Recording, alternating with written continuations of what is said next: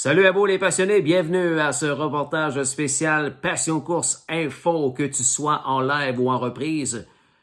Sois le bienvenu. Mon sujet cette semaine, le sujet des plus intéressants, le fer à cheval. On sait qu'un cheval bien ferré ou mal ferré peut avoir une incidence extrêmement importante sur ses résultats. Pour en parler, un maréchal ferrant d'une trentaine d'années d'expérience, Philippe Leclerc. Bienvenue à ce Passion Course Info. Le sujet, le fer à cheval. Le Passion Course Info de ce soir est une présentation du fil de fer. Philippe Leclerc, maréchal ferrant de 30 ans d'expérience, qui vous souhaite un bon visionnement.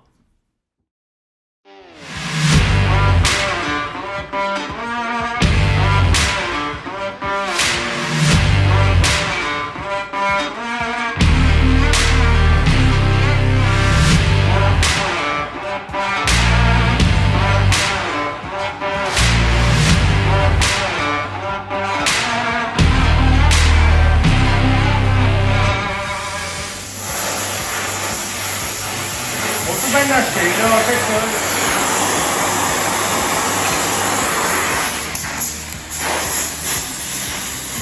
Ça, c'est des fers pour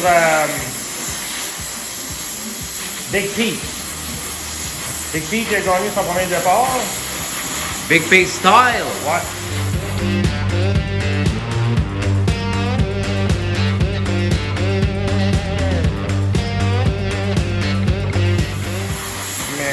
La semaine passée, ben, c'est le temps de l'année. Il s'est fait on appelle ça un post pocket. Là, cette affaire-là, ben, il va enlever la pression uniquement. Aujourd'hui, c'est un grand jour. On enlève les pitons à certains. Fait que la gymnasière, on va y enlever les pitons. On espère qu'il y aura plus de tempête. Là.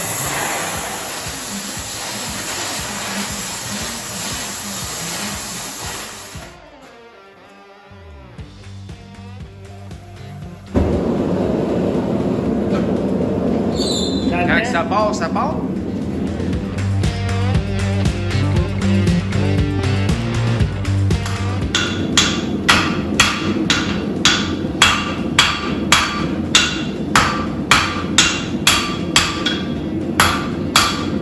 C'est ça l'enceinte qui tombe.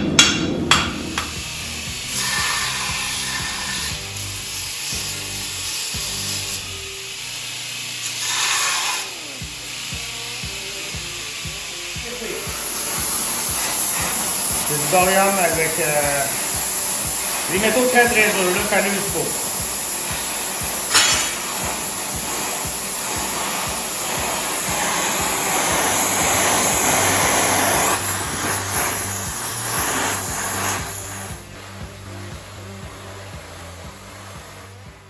Et là, justement, mon forgeron d'aujourd'hui. Salut Phil. Salut Ghislain, bienvenue. Hey, plusieurs questions pour toi aujourd'hui, puis je pense qu'on va avoir beaucoup de plaisir parce que tu es un forgeron dynamique, puis je sais que tu vas nous donner les bonnes explications. Première question d'un passionné. Les pitons. On dit ça dans le jargon, les pitons, mais dans le fond, c'est des crampons.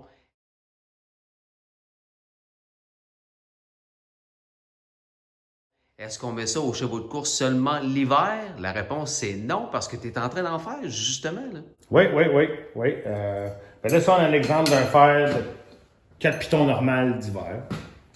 Puis ça, c'est les fers qu'on fait aujourd'hui. Je prends un petit piton d'été, juste pour dire, parce que les tracks, on ne sait jamais, mais ça va avec les préférences des entraîneurs et des chevaux.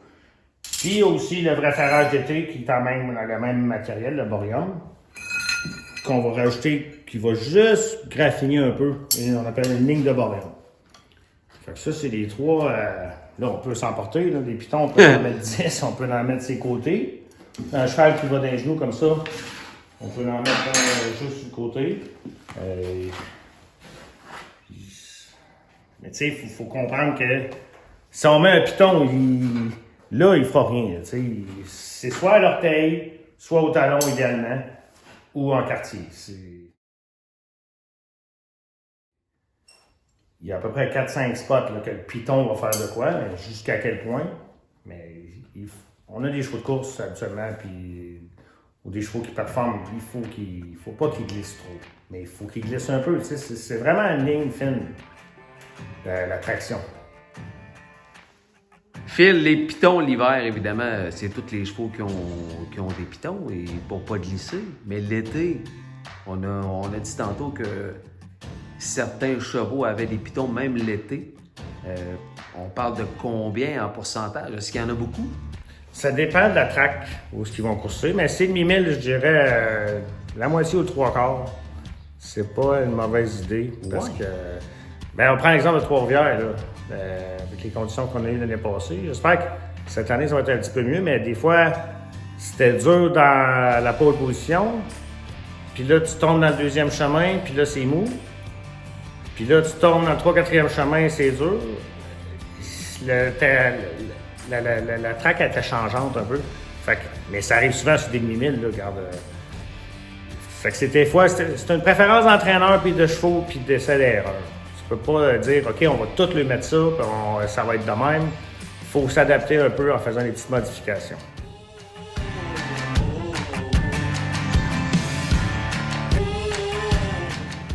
Phil, je sais pas qu'est-ce que tu as dans les mains, mais c'est assez spécial. Montre-moi ça comme il faut. C'est un fer de l'espace. Non. C'est un fer suédois qui est méconnu au Canada, mais qu'on sert quand même à Toronto beaucoup. PJ Shoe. C'est un fer, ça. Oui. C'est une plaque.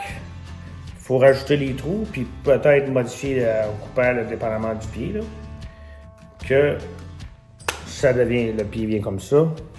On peut ajouter des silicones ou du Magic Cushion, n'importe quoi après aider le pied. On comprend que c'est un fer quand même thérapeutique, mais j'ai vu des chevaux courser avec ça. Puis c'est un concept très intéressant. Là. En Europe, ils sont beaucoup pour garder le pied à surface.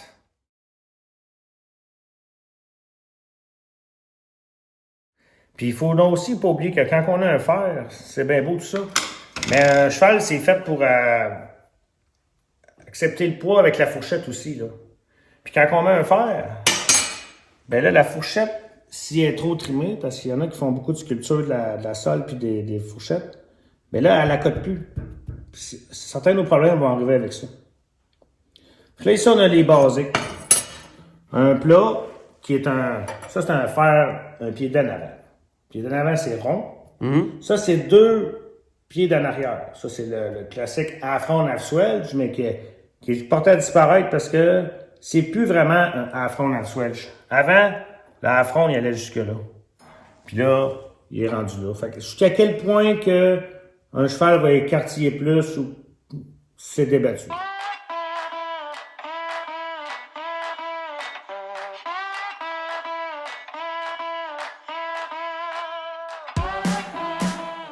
Après ça, on a le Diamond Toe. Un cheval qui va cross-ferrer.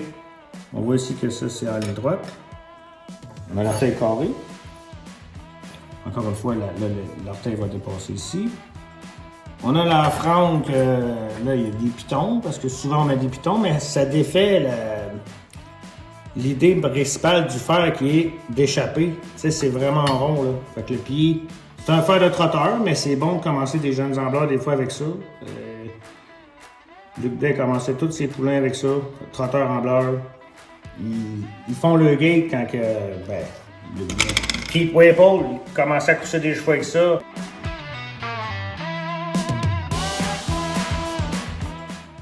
Boum, premier calife, après ça, tu mets des full swedge, il se passe quelque chose. Tu sais, le cheval, il roulait un peu.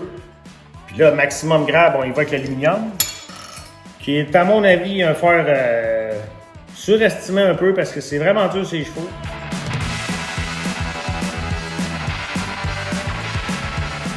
Puis si vous voulez comprendre comment, pratiquez-vous à...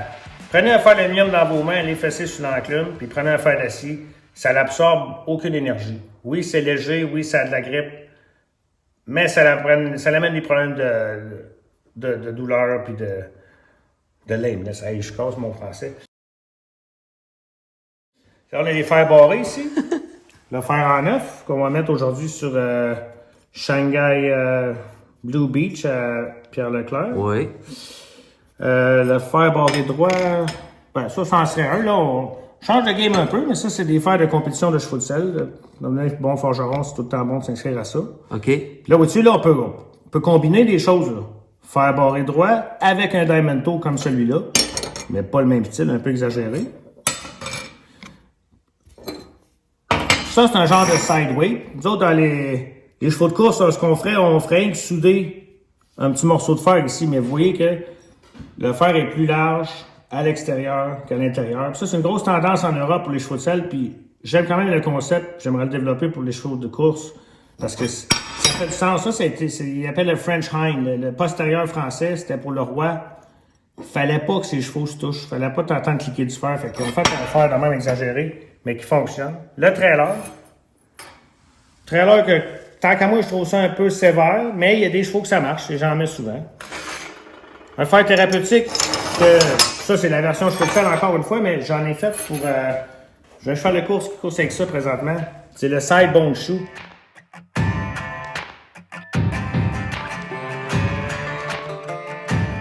Vous voyez comment que plus épais ici, puis ici, Ben oui. il échappe. OK? Fait que ça, là, ça c'est ton droit avant.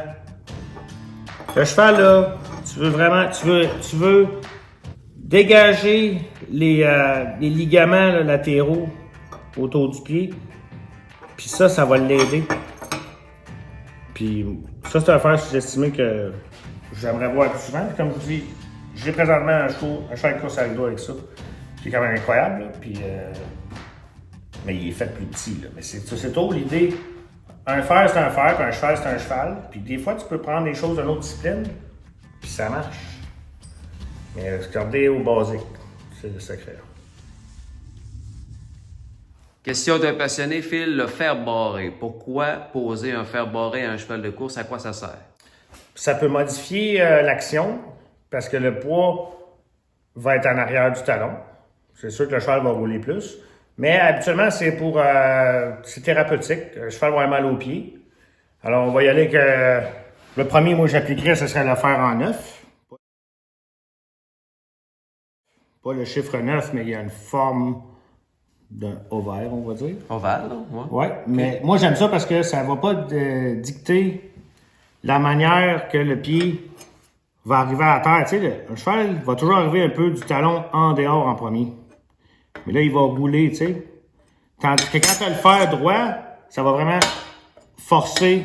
Donc, il faut vraiment que ton fer soit bien fait quand il est droit. Mais là, on va mettre celui-là au lieu du fer en 9 quand le cheval va arracher son fer barré.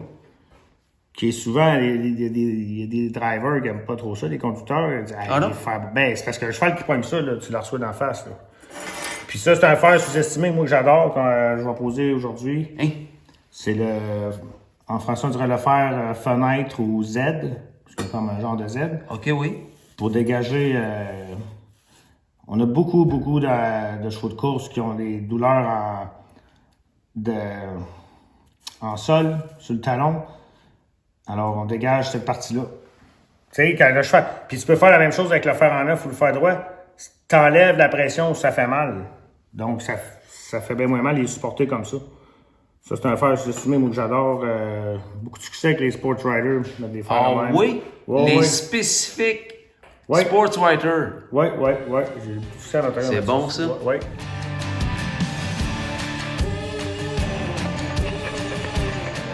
C'est pas... Tu sais, des fois, c'est juste le fun. C'est comme nous autres, on va mettre nos gogoons, on va mettre nos souliers de course, on va mettre nos bottes. Ouais. C'est le fun de changer de souliers. Ouais. C'est sûr, quand un cheval va bien, tu joues pas avec le ferrage. Le ferrage, c'est un peu comme le gardien au hockey. Tu vas pas avoir de problème avec. C'est une maintenance, mais on le voit en Formule 1. Il annonce d'appui, les gars s'ajustent, ça peut être une question de course. Quand j'ai commencé, j'avais 25 ans à Trois-Rivières, qu'on coursait la semaine là, à Québec à moins 20 puis tout. Quand on décidait qu'on mettait des pitons le jour de la course, puis des vrais, là, puis des clous avec du borium en plus, ça pouvait être une différence là, quand tu cours sur la glace. Là.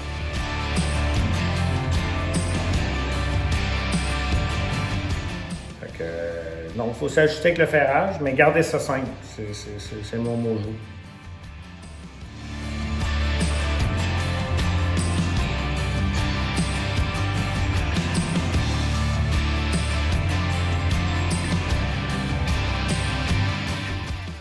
Philippe, mise en situation, il y a un nouveau client qui t'appelle, dit Philippe, j'ai le goût de te confier mon cas. Mon cas, c'est que j'ai un trotteur, j'ai perdu le ferrage. Il fait juste casser. Première conversation que tu vas avoir avec ton nouveau client, ça va être quoi, Philippe? Ben, la première chose que je vérifie toujours quand je fais les choses, c'est les aplombs. Ça, c'est la première chose que je vérifierais que je fais les. Le cantage et le décantage, moi, j'aime pas vraiment ça. Je pense que c'est important que la patte elle dépose droite. Mais des fois, il y a des chevaux qui ont besoin de ça. C'est la première chose que je ferais, faire ça qu'il y ait bien d'aplomb. Puis sinon, ben, je recommencerai à base avec à fronde, un demi-rond 9/16 de pouce avec full swedge en arrière. Je recommencerai à la base. Des fois on s'emporte dans le ferrage puis on vient qu'on se perd. Là. OK.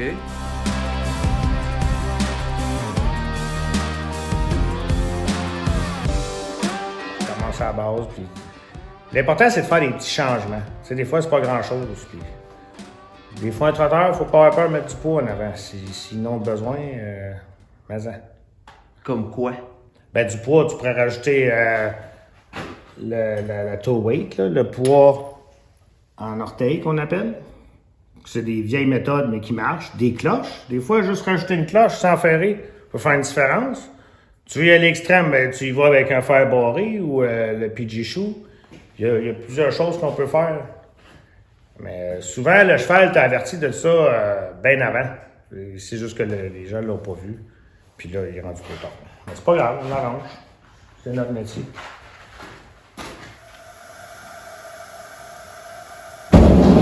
Alors, ça marche?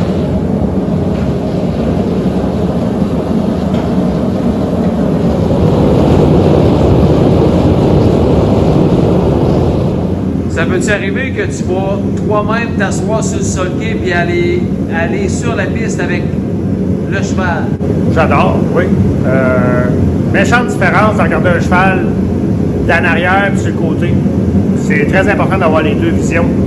Parce que des fois, on peut rester surpris, on les regarde de le côté, on pense que les pattes voyagent d'une certaine manière, puis là, tu t'assieds en arrière, c'est une toute autre histoire. Mais ce qui est important, c'est de lire les fers. On est juste en train de nettoyer les fers de Shanghai qu'on va faire ce matin. On va vous montrer comment voir les marques avant qu'il soit trop tard pour changer, faire une correction au ferrage pour aider le cheval.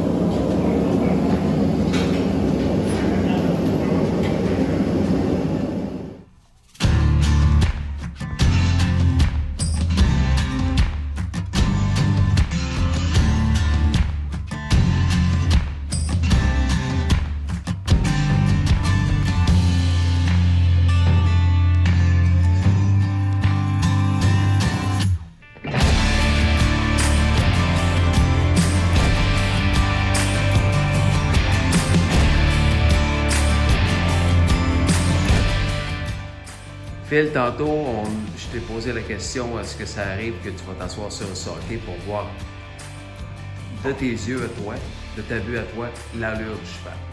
Je me souviens, moi, à l'époque, dans la zone des écuries du Hippodrome de Québec, comme tu sais, j'ai appris la game à chevaux à l'Hippodrome de Québec. Il y en a un qui était avant-gardiste, c'était André Laviolette.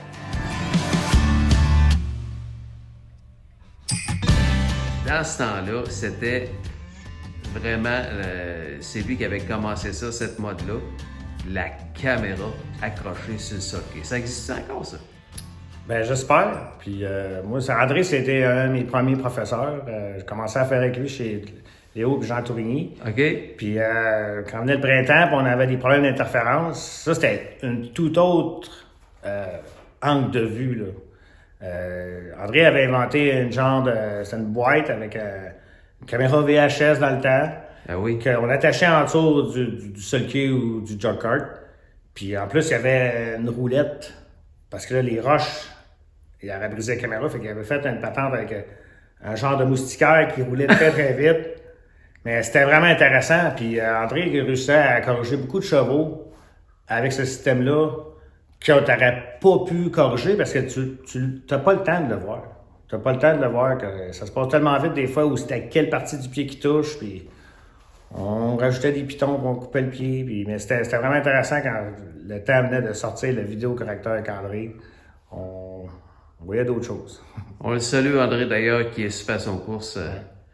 Un jeune retraité qui continue à nous suivre via Facebook.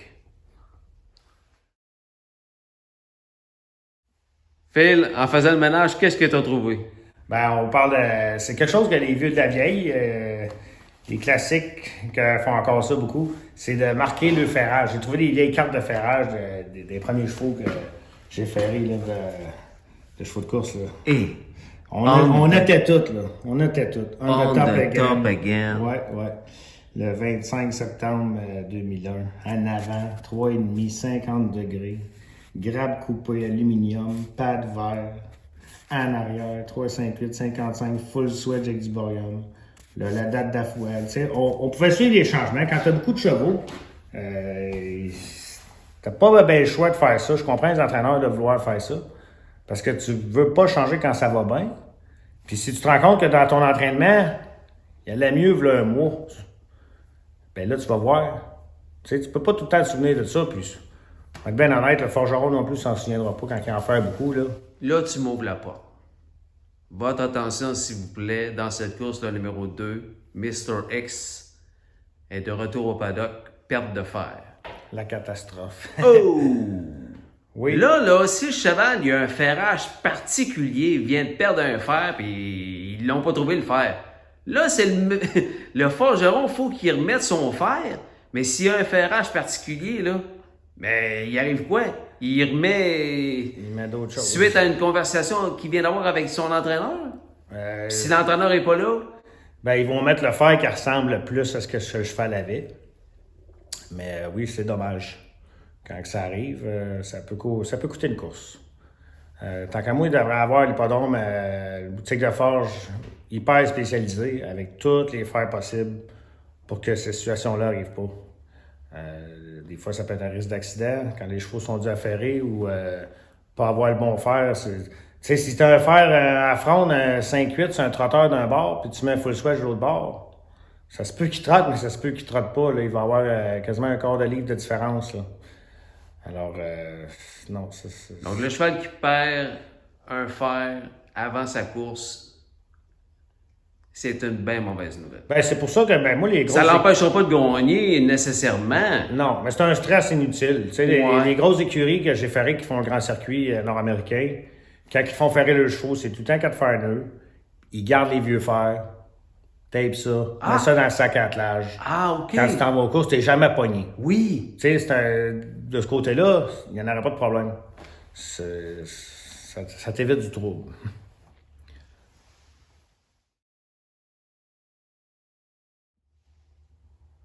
OK, Phil, donc ton prochain sujet, c'est quoi? Là? Vous voyez que des fers Ouais, ici. Là. c'est la lecture des vieux fers. La lecture de vieux fers. Oui, pour voir s'il y a des problèmes d'interférence ou des fois de douleur.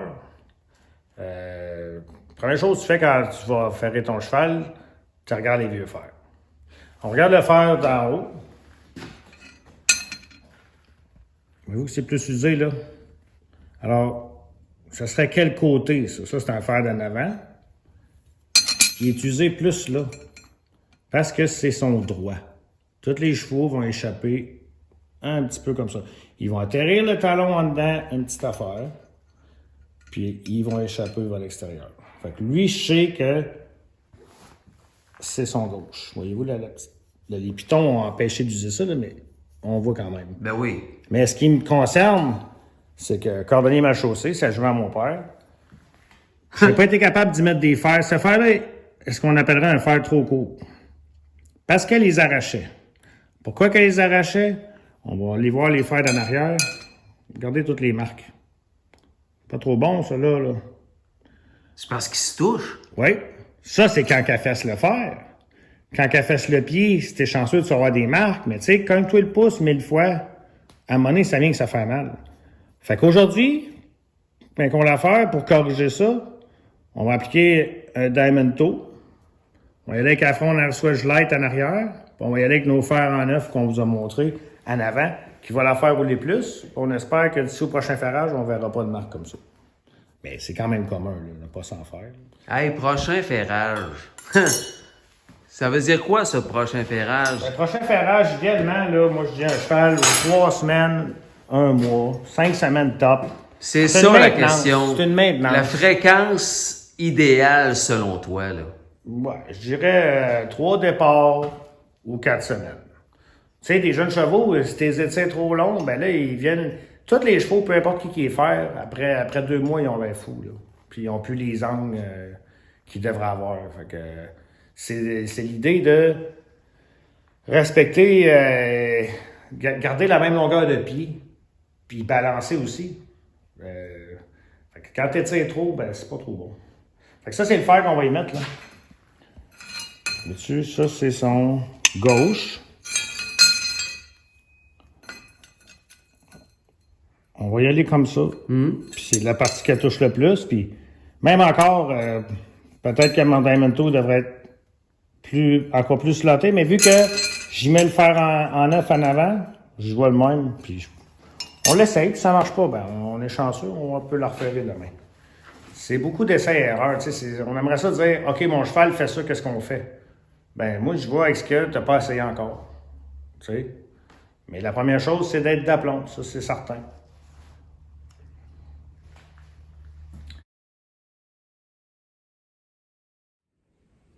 Oui, mesdames, messieurs, encore beaucoup de neige en ce 23 mars à Québec. Ne bougez pas. Courte pause publicitaire pour mes partenaires collaborateurs. On revient juste après, alors que mon invité de la semaine, Philippe Leclerc, va ferrer la jument de son père, Shanghai Blue Beach, à ce Passion Course Info. On revient.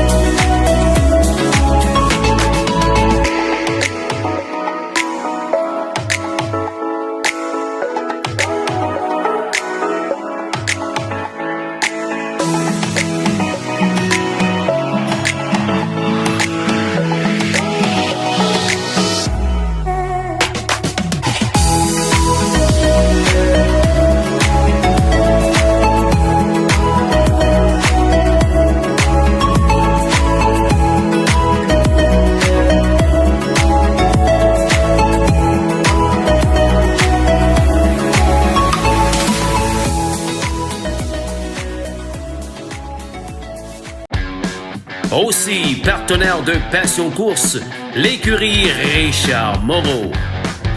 L'entraîneur de Jimmy Freight, le millionnaire, une 48-1 et talent reproducteur. Plus de 6000 victoires en carrière, plus de 66 millions de dollars en bourse.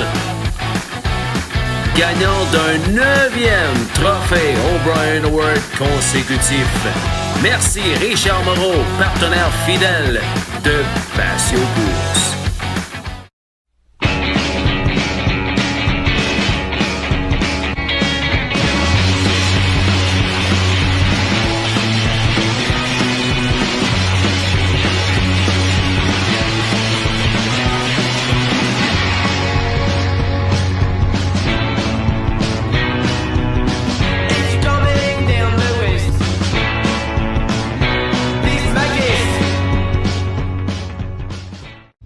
Maintenant, dans l'équipe de partenaires de Passion Course, Yves Sarrazin.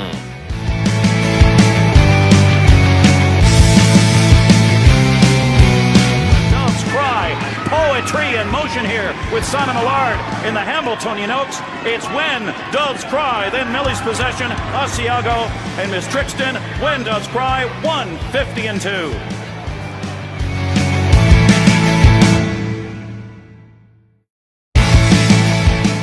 Merci Yves Sarrazin, fier partenaire de Passion Course. Bonne nouvelle les passionnés, les nouveaux Hoodie Passion Course sont arrivés. En plus du noir classique, le gris anthracite est maintenant disponible. Grand choix de grandeur possible, de extra small à 5 extra large. Commande le tien sans tarder aux confections au fil dérivé de Manon Gravel et Catherine Pelletier par courriel confection2020@gmail.com. Confection avec un S 2020@gmail.com. Merci de porter fièrement ton nouveau hoodie Passion Course.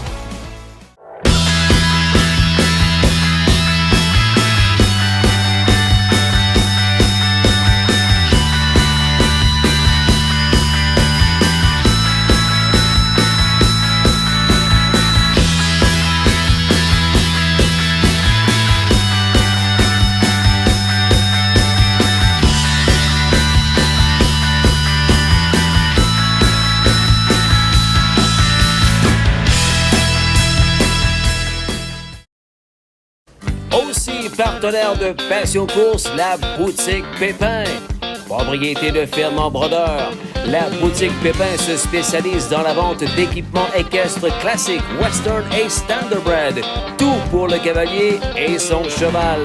Plusieurs marques disponibles, vêtements, bombes, accessoires, produits et bien plus. Rue Dessureau, Terrebonne, Québec. boutiquepépin.ca.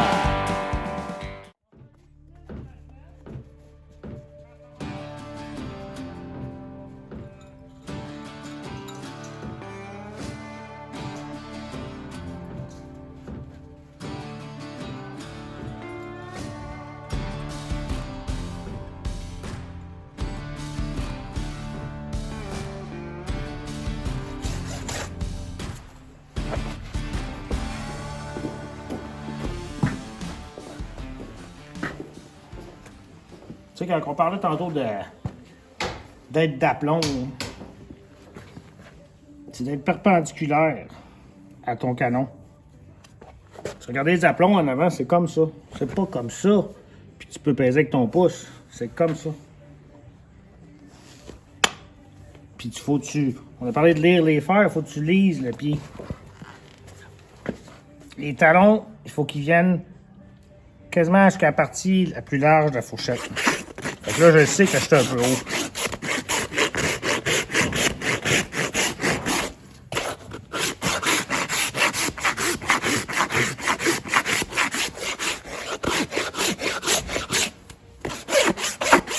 Puis ça, pour moi, de faire de la sculpture, là, ça protège le pied, on ouvre la fourchette un peu. Je l'avais trimé hier soir. On enlève juste ce qu'on a besoin, pas plus. C'est pareil comme râper l'extérieur, il faut y aller mollo aussi avec ça, là. C'est toutes les parties d'un pied sont là pour une raison. C'était la bonne. Là,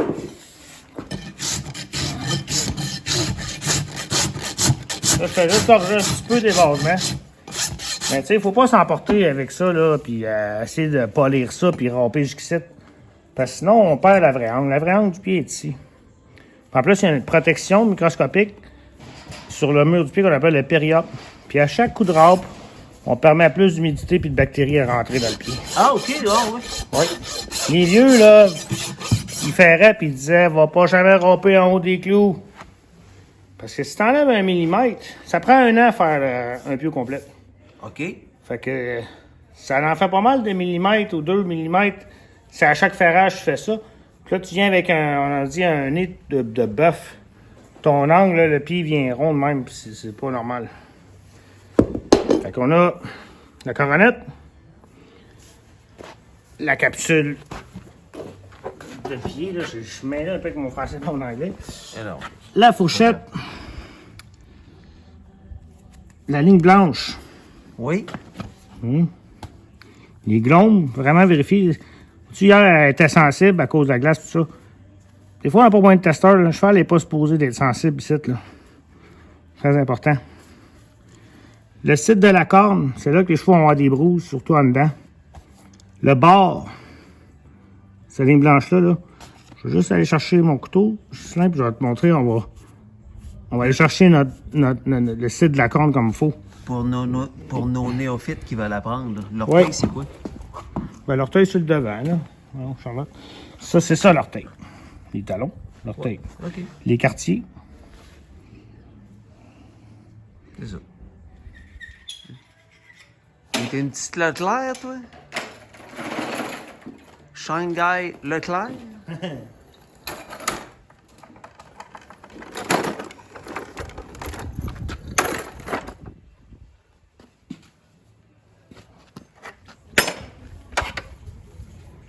Ils sont un peu courts, mais vu qu'elle a un historique s'arracher fort, c'est bien correct.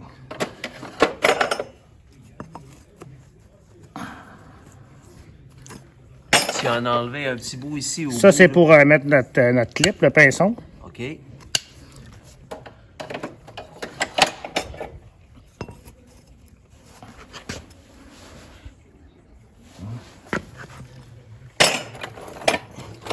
sais, c'est ça, c'est beau de les faire barrer. C'est comme si il aurait pu être un petit peu plus long, mais pas vraiment. Tu sais. On va l'ajuster, c'est là.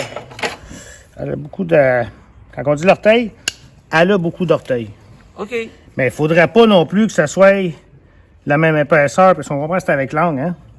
Des fois, il y en a qui pensent que ça devrait être la même épaisseur de mur à l'orteil qu'au côté. Non, parce que c'est... Avec l'angle, c'est sûr que ça vient plus large. Mais ça, c'est un peu large.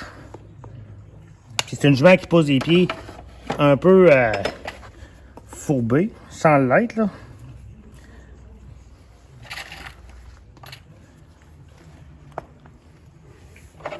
Le moins de clous possible. Des fois, on fait un essai, on met juste 4 clous. J'aime bien 6.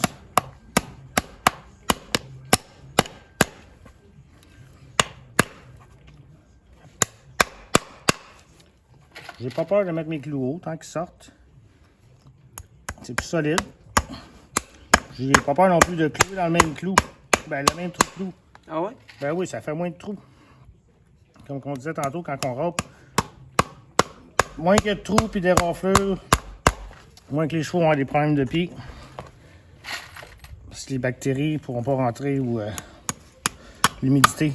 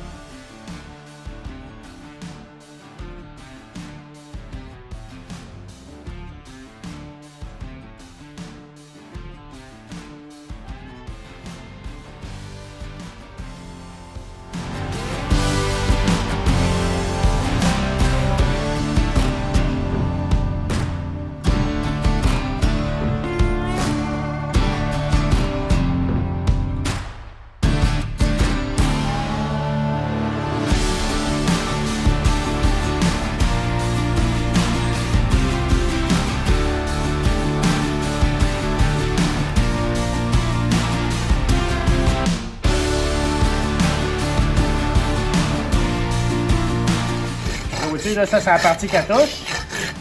Je l'enlève.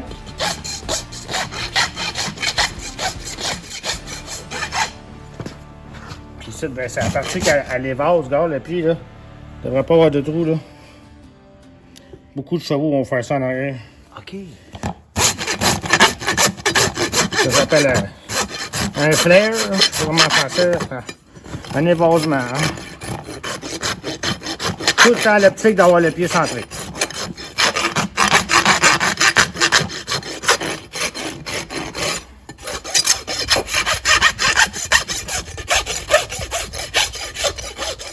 Phil, les petits bébés là, qui se font ferrer pour la première fois, les petits poulains, les petites pouliches qui connaissent pas ça, comment ça se passe pour un forgeron ferré pour la toute première fois là, un petit bébé? Ben, c'est pas toujours facile. L'idéal, s'ils sont pas domptés ou sont tannants, ben, moi je dirais de les endormir, là. C'est pas la fin du monde. Ouais. Puis le cheval passe une belle expérience, puis des fois, après 2-3 fois, c'est fini. Mais il y a des chevaux que toute leur vie, c'est une expérience traumatisante, se faire ferrer quand même. Là.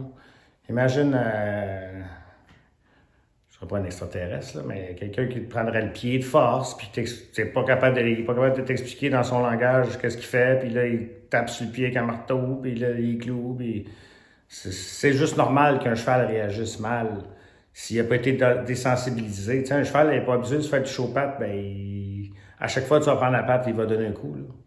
Fait que ça prend du temps et éventuellement, ils viennent qui sont corrects. Là. Puis toi, avec 30 ans d'expérience, tu as certainement vu des cas spéciaux, là, même des vétérans qui n'aiment pas ça, se faire ferrer? Oui, ben oui. Wheeling and Dealing, toute sa vie, il a fallu l'endormir. Où il y a des juments là, vraiment excités, il n'y a rien à faire. T'as pas le choix. Il y a du monde qui va penser que ça reste dans le système. Je peux vous confirmer qu'il y a des champions qui ont ça tous les mois. Puis, autant que c'est pas la veille de la course, mettons. Là. Ouais. C'est là-dessus qu'on termine, Phil. Merci beaucoup pour ton temps, très généreux. Merci d'être venu. Passion Course, c'est toujours la bienvenue chez Pierre. C'était très intéressant. Merci, Phil. À bientôt.